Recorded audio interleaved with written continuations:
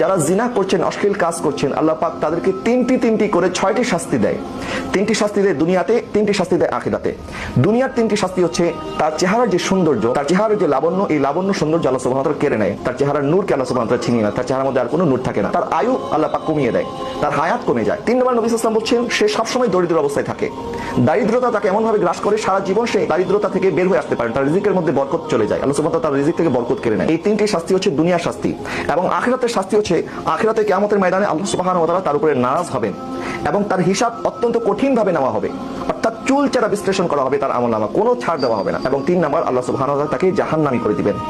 তাহলে এই 6টি শাস্তি, দুনিয়ার 3টি শাস্তি, আখিরাতের 3টি শাস্তি, এই শাস্তি থেকে যদি আমরা বাঁচতে চাই তাহলে অবশ্যই আমাদেরকে জিনা এবং এই জিনা করার আগে যে সমস্ত ধাপগুলি আছে, ফাহিশা কাজে যাওয়ার জন্য যে সমস্ত রাস্তাগুলি আছে, এই সমস্ত রাস্তা থেকে আমাদের নিজেদেরকে বাঁচাতে হবে। যারা যুবক যুবতী আছেন, তরুণ তরুণী আছেন, তাদের এই সময়টা হচ্ছে সবচেয়ে গুরুত্বপূর্ণ সময় এবং শয়তান সব